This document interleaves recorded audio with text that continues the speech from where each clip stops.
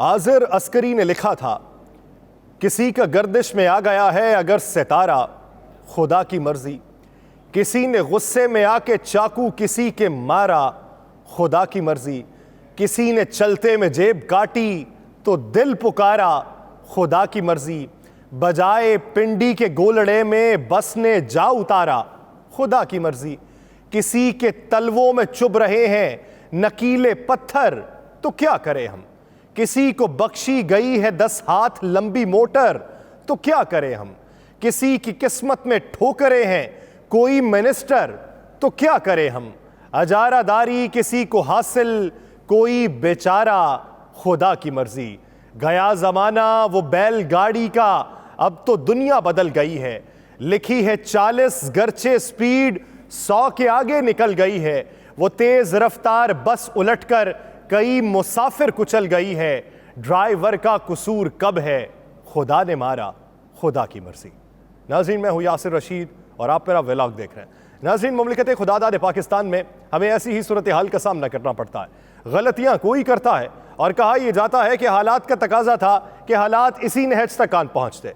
कोई ये कहता है कि हालात ने इतना मार रखा था कि हमें ये बर्दाश्त करना पड़ना था, हमें इन हालात का सामना करना पड़ना था। इसमें किसी की गलती नहीं है, या माजी में जो गलतियां कर गए हमें उसको भुगतना पड़ रहा है, हम इसको ठीक नहीं कर सकते। नाज़रीन, आज वो दिन है जिससे ठीक 1 साल पहले अप्रैल 2022 में रात के 12 बजे आज ही के दिन स्पीकर असद कैसर एक बार फिर इजलास को शुरू कर रहे थे, जो अपोजिशन की तहरीक अदम एतमाद पर वोटिंग के लिए सुबह से जारी था, मगर उसमें वक्फे पर वक्फा आ रहा था। स्पीकर असद कैसर ने जज्बात से भरी आवाज में मुखातिब होकर अपने मुस्ताफी होने का ऐलान किया और स्पीकर की नशिस्त सरदार अयाज सादिक के हवाले कर दी गई। 9 अप्रैल 2022 की शब रात 11 और 12 बजे के दरमियान पहले स्पीकर कौमी असम्बली असद कैसर ने इस्तीफा दिया और इजलास की सदारत अयाज सादिक संभाली और फिर तहरीक अदम एतमाद पर वोटिंग करवाई गई। और कुछ देर बाद इमरान खान वज़ीर आज़म नहीं रहे थे, लेकिन डिप्टी स्पीकर की रूलिंग जारी हुई और रात में अदालतें खुली। पार्लियामान की जानिब से एक वज़ीर आज़म को तहरीक अदम एतमाद के जरिए जब घर जाना पड़ा तो मुल्क की इस्टेब्लिशमेंट की तरफ से खुद को गैर जानिबदार करार देने का ऐलान भी सामने आया। उसके बाद अदालत खुली और अदालत ने डिप्टी स्पीकर की रूलिंग को कलअदम करार दे दिया और नई हुकूमत वज़ीर आज़म शहबाज शरीफ को मुबारकबाद दे रही थी। इत्तेहादी जमातें खुशी के मारे फूले नहीं समा रही थी और दूसरी जानिब पाकिस्तान तहरीक इंसाफ मुल्क के तूल अर्ज़ में सड़कों पर एहतजाज कर रही थी। उस वक्त रात को जब अदालतें खुली तो चीफ जस्टिस के बारे में बयानात मंजर आम पे आना शुरू हुए। चीफ जस्टिस के बारे में आरा सामने आना शुरू हुई। सोशल मीडिया पर तूफान बदतमीजी रूनमा होने लगा और सोशल मीडिया पर यह कहा जाने लगा कि चीफ जस्टिस की रिश्तेदारी पाकिस्तान मुस्लिम लीग नून की एक रुकने पार्लियामान के साथ है। चीफ जस्टिस की बेटी उनके बेटे के साथ ब्याही हुई है और इसी रिश्तेदारी की वजह से यह रात को अदालतें खुली। ये बयानात चलते रहे, इसका कला कमा करने की भी कोशिश की जाती रही, किसी दूसरी जानिब से वजाहत ना आई। फिर वक्त बदलता गया, हालात तब्दील होते गए। हुकूमत की नाकिस पॉलिसीज की वजह से पाकिस्तान तहरीक इंसाफ मकबूलियत की औज सुरैया पर पहुंचने लगी और पाकिस्तान तहरीक इंसाफ ने सड़कों की सियासत करने का ऐलान कर दिया। हुकूमत जो हालात को बदलने आई थी, हुकूमत जो मईशत पर कमन डालने आई थी कि मईशत को बेहतरी की जानिब गामजन किया जाएगा, हुकूमत जो डॉलर की कीमत कम करने आई थी, हुकूमत जो बैनुल अक़वामी रवाबित को बहाल करने आई थी, हुकूमत जो आवाम को सहूलियात और आसाइशें फराहम करने आई थी, हुकूमत जो IMF के साथ डील को दोबारा बहाल करने आई थी, हुकूमत जो CPEC के माहदे को सबूताज करने का जो उन्होंने पैगाम दिया था कि पाकिस्तान तहरीक इंसाफ इसे सबूताज कर गई है, उसको बहाल करने आई थी। हुकूमत हर शय में नाकाम रही। पाकिस्तान के अंदर महंगाई तारीख की बुलंद तरीन सतह पर पहुंचती रही। पाकिस्तान के अंदर गैस की कीमतों में इजाफा होता रहा। पाकिस्तान के अंदर डॉलर बेलगाम होता रहा, डॉलर की उड़ान पे कोई काबू न पा सका। पाकिस्तान के अंदर अशियाए खुर नोश की कीमतों में इजाफा होता रहा और फिर इसी दौरान पाकिस्तान के अंदर एक बहुत बड़ा सैलाब आया जिसने ज़मीनों को तबाह किया, जिसने फसलों को तबाह किया और पाकिस्तान के अंदर दरामद की सनत के ऊपर ज़्यादा दबाव पड़ने लगा और बरामद की सनत जो है वो बंद होने लगी। टेक्सटाइल सेक्टर के ऊपर बोझ पड़ने लगा। हमारी तामीरात की सनत को बहुत बड़ा धचका लगा और फिर हालात इस नहज से कान पहुंचे कि हुकूमत ने हाथ खड़े कर दिए और हुकूमत ने कहा कि हम पाकिस्तान को दिवालिया होने से बचाने वाले हैं। हुकूमत ने कहा कि ये पाकिस्तान तहरीक इंसाफ का IMF से किया गया जो वादा था उसकी उससे इनहराफ जो है हमें इस हालात तक लेके आया है। लेकिन हुकूमत की ये सारी बातें अवाम मानने से कासिर थी। अवाम ने पाकिस्तान तहरीक इंसाफ का बयानिया उठाया। पाकिस्तान तहरीक इंसाफ ने पहले ये कहा कि बैरूनी साजिश हुई, अवाम ने वो माना। पीटीआई चेयरमैन ने कहा कि ये साजिश मुल्क के अंदर से भी हुई, अवाम ने माना। पीटीआई चेयरमैन ने पहले किसी को सराहा, अवाम ने माना, और पीटीआई चेयरमैन ने बाद में उन पर तनकीद की, अवाम ने माना। उसकी बुनियादी वजह यह थी कि हुकूमत अपने तमाम तर इक़दामात में नाकाम हो चुकी थी और पाकिस्तान तहरीक इंसाफ से लोग लॉ लगाए बैठे थे कि शायद पाकिस्तान तहरीक इंसाफ दोबारा बरसर इक़्तिदार आ जाए। इसी असना में पंजाब और खैबर पख्तूनख्वा की असम्बलियों को तहलील कर दिया गया। पाकिस्तान तहरीक इंसाफ की समझती थी कि हालात बेहतरी की जानिब गामजन हो जाएंगे। पीटीआई ये समझती थी कि वफाकी हुकूमत कुली तौर पर इंतखाबात की तरफ माइल हो जाएगी, और वफाकी हुकूमत जो पहले ये बात करती थी कि आप असम्बलियों को तोड़ें, हम इंतखाबात करवाएंगे, आप असम्बलियों से ज़रा बाहर निकले, देखिए कि फिर हम कैसे इंतखाबात करवाते हैं। पाकिस्तान तहरीक इंसाफ असम्बलियों से बाहर आई और वफाकी हुकूमत ने पैगाम ये दे दिया कि हम कुली तौर पर इंतखाबात नहीं करवाएंगे, सिर्फ पंजाब और खैबर पख्तूनख्वा में इंतखाबात करवाए जाएंगे। उसके बाद सूरत हाल फिर तब्दील होना शुरू हुई और सड़कों की सियासत में पाकिस्तान तहरीक इंसाफ की मकबूलियत में इजाफा होता रहा। पाकिस्तान तहरीक इंसाफ की मेन लीडरशिप के ऊपर बड़े बड़े मुकदमात होने लगे, उनकी गिरफ्तारियां होने लगी, कारकुनान को गिरफ्तार किया जाने लगा, और माजी करीब के अंदर पाकिस्तान तहरीक इंसाफ ने ज़िमनी इंतखाबात में जो मकबूलियत पाई थी और जिस तरह की वहाँ पर टर्न आउट देखने में आया और रिकॉर्ड साज जिस तरह के नताइज देखने में आए कि एक ही शख्स मुख्तलिफ नशिस्तों पर खड़ा हो और 6 नशिस्तें जीत जाए, उसके बाद पाकिस्तान तहरीक इंसाफ की मकबूलियत से वफाकी हुकूमत खाइफ दिखाई देने लगी और वफाकी हुकूमत को यह डर दिखाई देने लगा कि अगर इंतखाबात करवा लिए तो पंजाब और खैबर पख्तूनख्वा हमारे हाथों से निकल जाएंगे। इस वजह से वफाकी हुकूमत ने अपना बयानिया तब्दील कर लिया। वफाकी हुकूमत ने बयानिया तब्दील किया और वफाकी हुकूमत ने सारा रुख अदालत उज़्मा की तरफ मोड़ दिया। अदालत उज़्मा में फरीक बनने की कोशिश की, लेकिन अदालत उज़्मा ने कहा कि आइन के तहत जब असम्बली तहलील हो जाए तो 90 रोज़ में इंतखाबात होना लाजिम है। वफाकी हुकूमत इससे इनकारी दिखाई दी। वफाकी हुकूमत ने एक बिल पास करवाया और बिल पास करवाने के बाद उसे कानून की शक्ल देना चाहिए, लेकिन सदर ने वो बिल वापस नजरसानी के लिए भेज दिया। वज़ीर आज़म के मामले खुसूसी सुप्रीम कोर्ट में पेश हुए और उनका यह कहना था कि आप इंतखाबात ना करवाइए, हमारी सूरत हाल इस वक्त इंतखाबात करवाने की मुतहम्मिल नहीं है, हमारे हालात मुतहम्मिल नहीं है। तो दूसरी जानिब जब सुप्रीम कोर्ट ने हुक्म जारी किया तो वो टेलीविजन की स्क्रीन पे बैठ के ये बातें करने लगे कि इंतखाबात तो किसी सूरत नहीं होंगे। ये वज़ीर आज़म के मामले खुसूसी हैं जो किसी वक्त में पाकिस्तान तहरीक इंसाफ के चेयरमैन इमरान खान की तरफ से नवाज शरीफ साहब की नाअहली केस में पेश हुए थे, लेकिन वक्त की सितम ज़रीफ़ी कहिए, हालात कहिए या सियासत का चाल चलन कहिए कि अब वो वफाकी हुकूमत के साथ दिखाई देता है। इरफान कादिर साहब जो पाकिस्तान के साबिक अटॉर्नी जनरल हैं, उन्होंने बाकायदा तौर पर एक धमकी दी है कि मुल्क के अंदर इंतखाबात नहीं होंगे, देखते हैं कि कैसे इंतखाबात होते हैं। एक तरफ सुप्रीम कोर्ट का हुक्म था, दूसरी तरफ खबरें ये थी कि वजारत खजाना ने 10 अरब रुपए जारी कर दिए, मजमूई तौर पे 21 अरब रुपए जारी करना थे। हुकूमत की जानिब से ये उज़र पेश किया गया कि हम नफरी फराहम नहीं कर सकते, उज़र पेश किया गया कि हम सिक्योरिटी फराहम नहीं कर सकते, फ़ौज सिक्योरिटी फराहम नहीं कर सकती, जिस पर चीफ जस्टिस ने यह कहा कि पाकिस्तान में सिर्फ एक ही फ़ौज तो नहीं है, पाकिस्तान में 3 अफवाज हैं, आप किसी भी फ़ौज से मदद मांग सकते हैं। तो ये राय रखी गई कि उनको ट्रेनिंग देना पड़ेगी। तो चीफ जस्टिस ने यह कहा कि आपको कॉम्बैट ट्रेनिंग नहीं देनी, उनको सिर्फ खड़ा करना है, तो इसलिए आप किसी की भी मदद हासिल कर सकते हैं। सुप्रीम कोर्ट का हुक्मनामा जारी हो चुका है।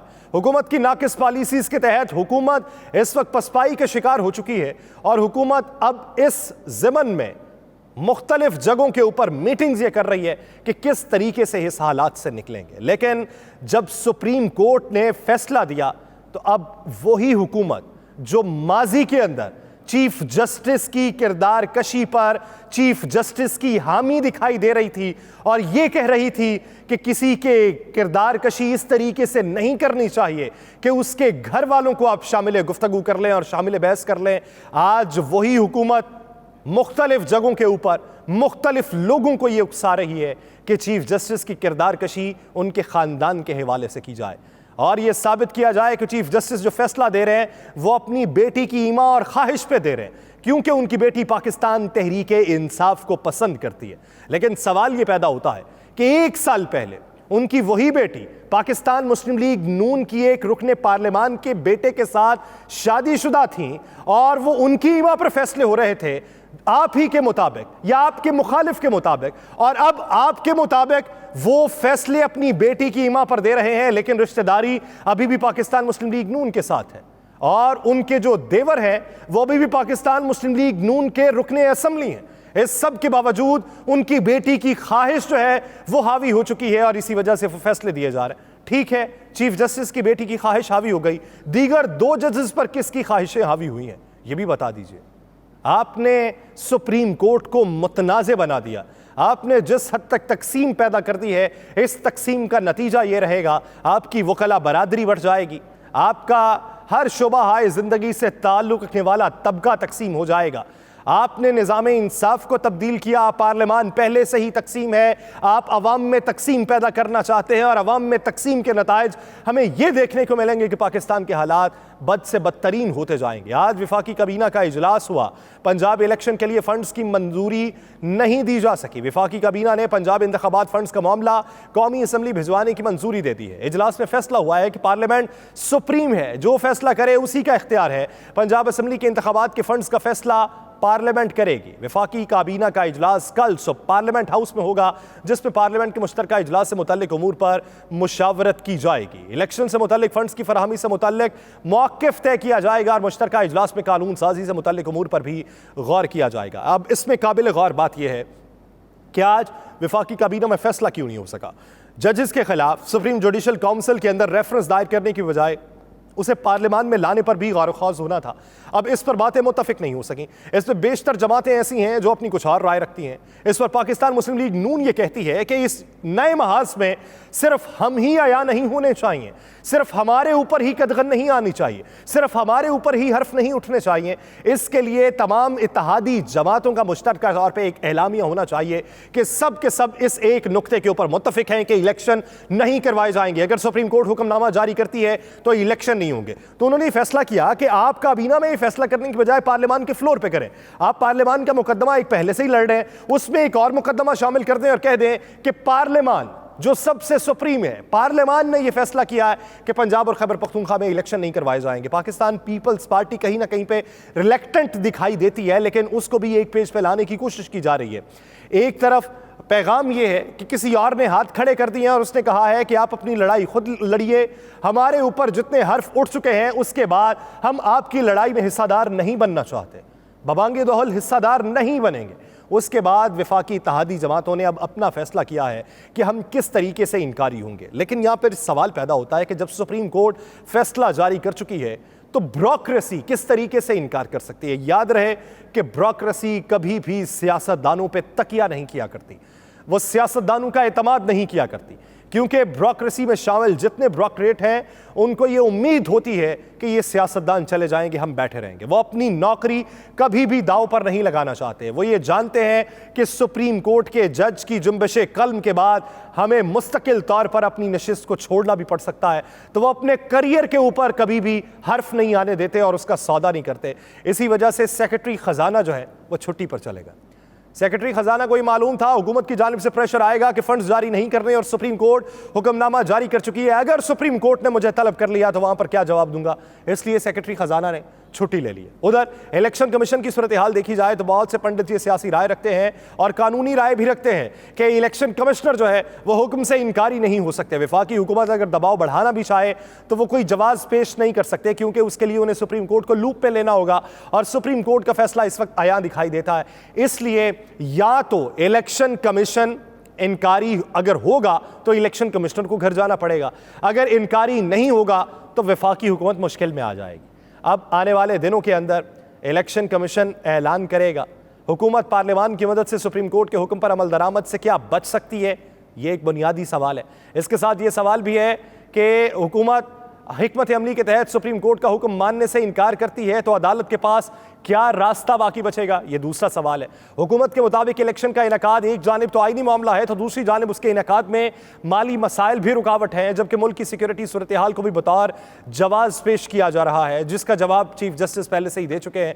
सुप्रीम कोर्ट के साबिक जज जस्टिस रिटायर्ड वजीहुद्दीन अहमद से जब लोगों ने पूछा कि आपका क्या कहना है इस पूरे मामले के ऊपर, तो उनका कहना था कि सुप्रीम कोर्ट का हुक्म इस हद तक बाइंडिंग होता है कि अगर उसको सुपरसीड करना हो तो सिर्फ आईनी तरमीम से किया जा सकता है। दूसरी जानिब साबिक अटॉर्नी जनरल और वज़ीर आज़म के मुआविन ख़ुसूसी इरफान कादिर का मानना है कि सुप्रीम कोर्ट के हुक्म की हैसियत उस वक्त होती है जब वो किसी कानून या आइन के तहत दिया जाए, जबकि ये फैसला सिर्फ 3 जजेस का है जिनको ये आईनी इख्तियार ही नहीं कि वो इलेक्शन की तारीख दें। अब इस मामले के ऊपर सुप्रीम कोर्ट में जो जजेस की तकसीम है उसके खात्मे के लिए चीफ जस्टिस उमर अता बंदियाल साथ ही जजेस से अलग अलग मुलाकातें कर रहे हैं। जरा ये बताते हैं कि चीफ जस्टिस पाकिस्तान ने आइंदा हफ्ते के बेंचेस इख्तलाफात का तासुर खत्म करने और जजेस में इत्तफाक राय पैदा करने के लिए ये बेंच बनाए। चीफ जस्टिस ने इंतखाबात केस में इख्तलाफी नोट देने वाले जजेस को अपने बेंच में शामिल कर लिया और कल से शुरू हफ्ते में जस्टिस याहिया अफरीदी, जस्टिस अतर मिनल्ला चीफ जस्टिस के बेंच का हिस्सा होंगे, जबकि जस्टिस काजी फायज ईसा के साथ जस्टिस मोहम्मद अली मजहर का बेंच बना दिया गया है। जस्टिस मंसूर अली शाह और जस्टिस आयशा मलिक भी एक ही बेंच में शामिल हैं। जस्टिस अतर मिनल्ला आइंदा हफ्ते जस्टिस मुनीब अख्तर और जस्टिस मज़ाहिर अली अकबर नकवी के साथ बेंच में शामिल हैं, जबकि जस्टिस जमाल खान बंदोखेल और जस्टिस हसन अजहर रिजवी पर मुश्तमिल बेंच भी तश्कील दिया गया है। कुली तौर पर 9 बेंच तश्कील दिए गए हैं और ये तासुर ख़त्म करने की कोशिश की जा रही है कि ये तफरीक ख़त्म हो जाएगी। अगर चीफ जस्टिस इसमें कामयाब हो जाते हैं तो अदलिया पर जितने लोगों ने तनकीद की थी, ये जो कॉन्स्पायरेसीज बनाई थी, ये नित नए बयानिए बनाए थे, इसका जवाब अदलिया के अंदर देना पड़ेगा और बड़ी बुरी तरह फंस जाएंगे। वफाकी हुकूमत इस नतीजे में घर जाती भी दिखाई देती है, लेकिन फिल वक्त इंतखाबात का अभी कोई मंजरनामा दिखाई नहीं दे रहा, लेकिन बिलाखिर करवाना पड़ेंगे। अगर इनकारी होगा घर कौन जाएगा ये वक्त बताएगा। मुझे दीजिए इजाज़त, अल्लाह ने के बाद।